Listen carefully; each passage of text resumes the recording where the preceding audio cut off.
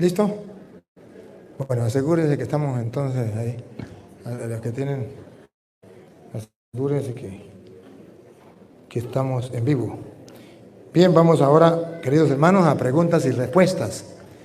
Los hermanos que no son de la Iglesia Católica y tienen alguna pregunta, con mucho gusto se las voy a responder. Si quieren pasar, si no quieren pasar, no hay ningún problema, seguimos siendo amigos. Pero si quieren pasar, le vamos a dar la oportunidad a los hermanos separados que quieran preguntar, porque ellos tienen sus interrogantes. ¿Usted quiere preguntar? No, padre, yo quiero dar testimonio. Un segundito, que no se alarga mucho, ¿sí? Venga, sí. Venga, ven. Que no se alargue mucho. Los hermanos separados, si quieren hacer una pregunta, pueden acercarse, mientras el hermano nos va a dar una palabrita que no se va a alargar mucho.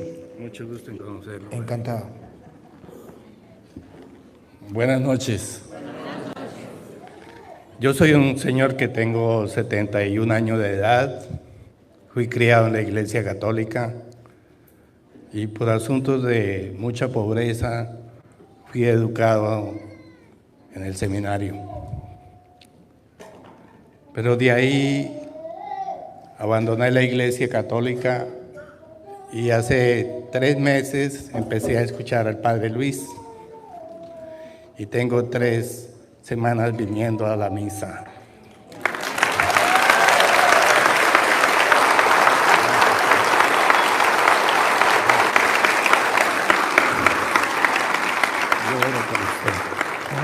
Yo oro mucho por usted, Padre. Gracias. Que Muchas Dios gracias. lo proteja mucho. Alabado sea Dios.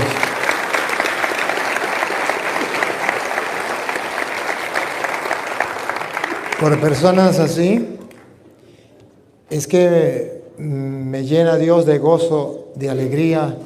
Es cuando siento el cansancio y digo, vale la pena. Hay una canción que dice que mi cansancio a otros descansan, ¿no? A otros descansa. Y eso es verdad. Y ciertamente, ¿hay algún otro hermano que haya pertenecido a la secta y que haya vuelto a la Iglesia Católica? Aquí, si hay alguno que pase para acá un momentico para... Si hay alguno, 1, 2 más, los que estén por aquí, que hayan vuelto a la Iglesia Católica, que antes estaban en la secta, ¿hay alguno? Acérquese para acá, venga, un segundito. Los que pertenecían antes a la secta y han vuelto a la Iglesia Católica, porque necesitamos mostrarle, venga, necesitamos mostrarle al mundo que Dios sigue haciendo milagros. Porque todos somos testigos de que es muy difícil. Es muy difícil que un hermano separado vuelva a la iglesia. Venga para acá, hermanito, venga. Bienvenido. Me da inmensa alegría que esté aquí. Venga para acá, hermanito. Los que han pertenecido a una secta, vengan para acá. Porque es muy difícil que un protestante vuelva a la Iglesia Católica después de tanto veneno, tanto odio que se le siembra, tantas cosas que se le enseña, y que ellos vuelvan es un milagro de Dios. Pero es necesario que el mundo sepa que Dios sigue haciendo milagros y que no solamente es resucitando muertos, que diga levantar a un muerto, no, resucitando gente que había perdido la fe, su fe había muerto y ha vuelto a la vida. Y esto es bueno, y que el mundo sepa que sí se puede, que no se puede convertir a un protestante. Sí. Mira el Señor la edad que tiene y cómo Dios lo hizo volver. ¿Nos podría decir en corticas palabras de qué secta, hace cuánto volvió? No, padre, yo fui ateo 35 años de vida. Un crucifijo yo decía que jamás me lo iba a poner en vida. Hice la primera comunión y a los 9 años recuerdo tal vez que 10 años más o menos que tuve una cruz y jamás, yo dije jamás, fui educado desde el colegio, un colegio marxista en Medellín, y Carlos Marx, Federico Engels, el materialismo dialéctico histórico, desde un profesor de filosofía que me recuerdo tristemente, nos dijo Dios no existe. En tercero de bachillerato tenía yo apenas 13 años de vida tal vez. Y empezó esa ideología, y la universidad la acabó de materializar. Un amigo que hoy en día he tratado de evangelizarlo mucho, que aún sigue siendo ateo, 45 años de ateo, que me dijo incluso hace 2 meses: Jaime, hábleme de las cosas terrenales, por favor, no me vuelva a mandar cosas de Dios. Porque él fue el que en la universidad me dijo: efectivamente Dios no existe. Y así lo tuve en cuenta, me reía de Dios, de Jesús. Y era claro eso.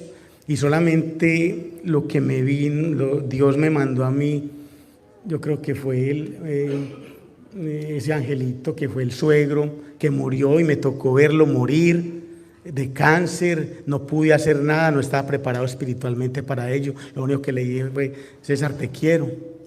No más, yo no sabía decirle nada más. Y murió. Ver ese hombre fuerte que murió y no pude hacer nada y se fue. Y yo me preguntaba: ¿qué pasó? ¿Para dónde se fue?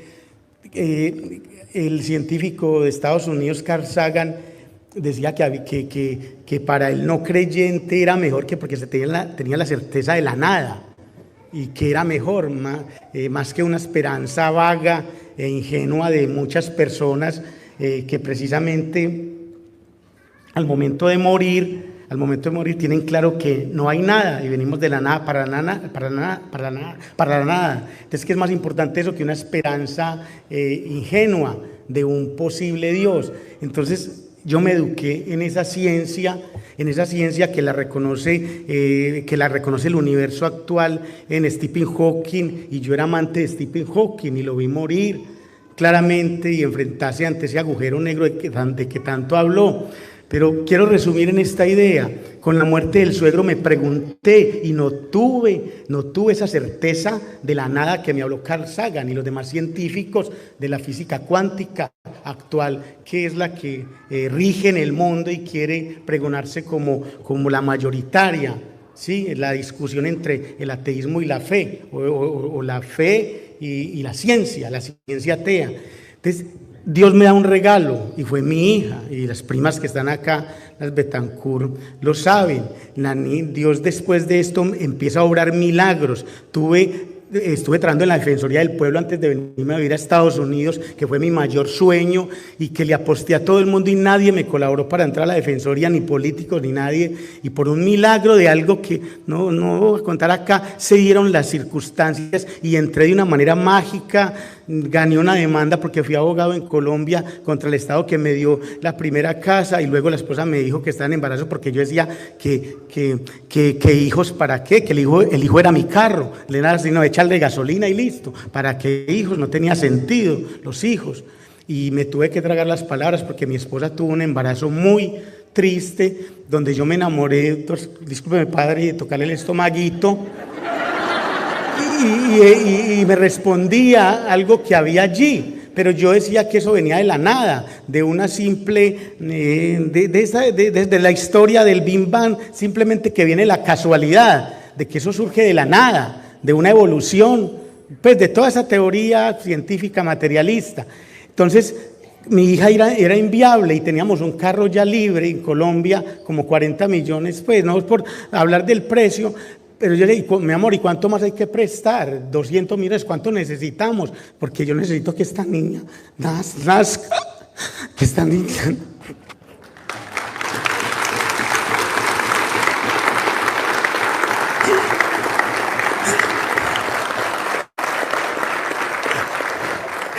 que Isabela nazca.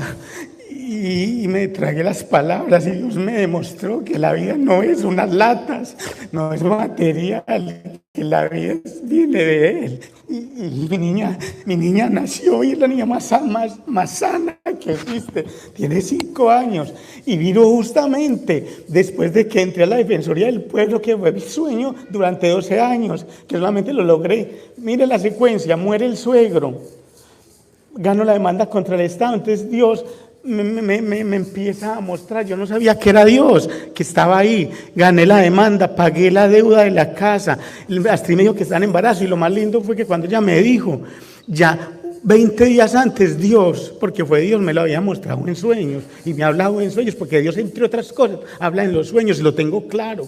Y la niña era esa niña que vi así, blanquita, linda, en la cama izquierda, en la cama en la parte izquierda, papi, papi. Me dijo 20 días antes, y cuando 20 días después me dice Astrid, estoy en embarazo. Esa niña 3 años después se asomó para mí y me dijo, papi, papi, esa niña que había visto antes. Entonces, fue todo eso, fue muy duro reconocer eso, reconocerlo, porque es duro, ideológicamente yo estaba cerrado totalmente, y entonces tuvo que suceder muchas cosas. Y yo quiero contar una cosa, padre. Mírenlo en la Defensoría del Pueblo. Toda una noche estudié Derecho Penal para presentar el examen y mi esposa me decía, váyase, ya usted no va a ser capaz de presentar el examen. No, yo déjeme, me daba una hamburguesa a las 6 de la mañana y yo leyendo el último capítulo. Yo sabía que tenía que leer el último título, que se llama en Colombia el principio de oportunidad, que es la base de negociación entre el Estado y los ciudadanos para lograr beneficios punitivos. Y resulta que yo no sé por qué tenía que leer ese capítulo. Y cuando me enfrenté a esa gran pregunta, porque fue por videoconferencia desde Bogotá a Medellín, que necesitaban 7 defensores públicos para Itagüí, un defensor público para Itagüí, habíamos 7, y entre esos estaba yo, que fui allá, nadie me dijo qué debía estudiar, no sabía nada, yo estudié lo que podía, me enfrenté ante el director nacional de la Defensoría del Pueblo en Bogotá y ante la jefe de personal, y les cuento una cosa, la única pregunta fue, ¿vos sos abogado hace cuánto? ¿En qué ha trabajado? Y vamos a lo académico. ¿Qué es el principio de oportunidad? Dígame, ¿qué es el principio de oportunidad? ¿Ante qué juez se presenta? ¿En qué audiencia se presenta? ¿Qué tiempos, qué término judicial se tiene para presentarlo? Era lo que había acabado de leer yo hacía una hora. Si yo no le leo y le hago caso a Astrid, tal vez era el mal que estaba en Astrid que me decía, retírese de ahí. Yo no contesto, porque por más que yo supiera ese tema, y las preguntas eran puntuales y había que responder así, mío, el lunes le mandamos el contrato, yo lloraba, y así sucedieron muchas cosas hasta la avenida a Estados Unidos, y todo lo que ha ocurrido, todo me demostró definitivamente que Dios está vivo, que Jesús existe, que está presente,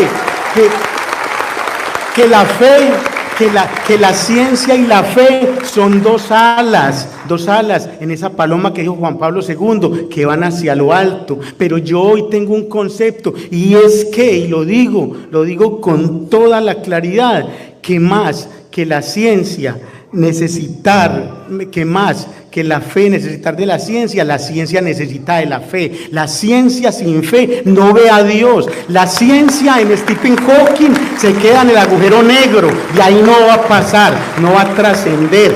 Miren, para terminar, todos los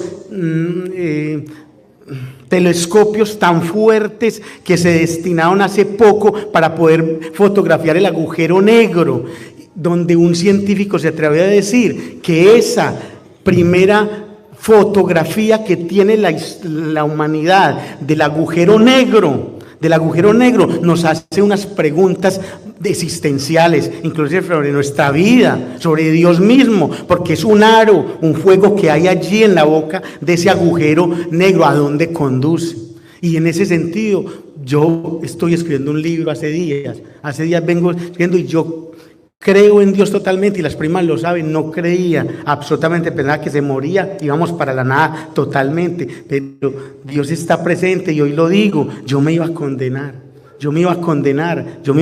porque era férrea la creencia en que no existe, y mi vida cambió totalmente de óptica. Yo soy otro a partir de que recibí a Jesús en mi corazón, y yo agradezco a pesar de que el Padre ha hecho unas discusiones frente a las distintas, digamos, no sé cómo se llamarle, creencias, los protestantes, lo demás. Un protestante tuvo que poner Dios también en un camino en ese momento. Yo soy católico y lo sigo siendo, y estoy claro en la Iglesia Católica, pero Dios tuvo que poner a una persona protestante como un angelito un día para que me dijera algo definitivamente, y eso sucedió hace 8 meses no más, que me dijo, usted... Porque había una pregunta que yo le hice a un teólogo, ¿cuál es definitivamente entonces Dios? ¿En quién podemos ver a Dios? Y él me hizo un análisis teológico y me dijo, la única revelación de Dios es Jesús. Jesucristo es el Hijo de Dios. Hay otros profetas, pero Jesús es el Hijo de Dios. No me quedó claro. Algún día hablé con esta señora que casualmente me la encontré por circunstancias de la vida aquí en Estados Unidos y me dijo, Jesús es Hijo de Dios. ¿Usted quiere volver a recibir a Dios en su corazón? Me dijo, ¿está preparado? Le dije que sí, era las 8 de la noche, aquí en Tampa. Y hizo una oración muy linda, muy linda. Yo no sabía de qué religión era nada, pero me dijo, acepte a Jesús en su corazón. Él es un caballero y Él no entra hasta que usted libremente no lo deje entrar. Usted debe decirle que lo reconoce como Hijo de Dios. Déjelo entrar en su corazón. Hizo una oración muy linda y me dijo, usted a partir de hoy va a hacer esa oración solita a su manera y usted va a aprender a hacer la oración y a usted le van a empezar a ocurrir cosas fenomenales, hermosas en la vida, no sé qué, y usted me habla de ciencia y cosas, yo no sé nada de eso, pero a usted le van a empezar a ocurrir cosas muy lindas y me han ocurrido cosas tan maravillosas de hace 8 meses para acá que precisamente esas estoy escribiendo, hermosas que yo no logro entender. La gente dirá, está loco, pero no, si creer en Jesús es estar loco, entonces quiero estar loco.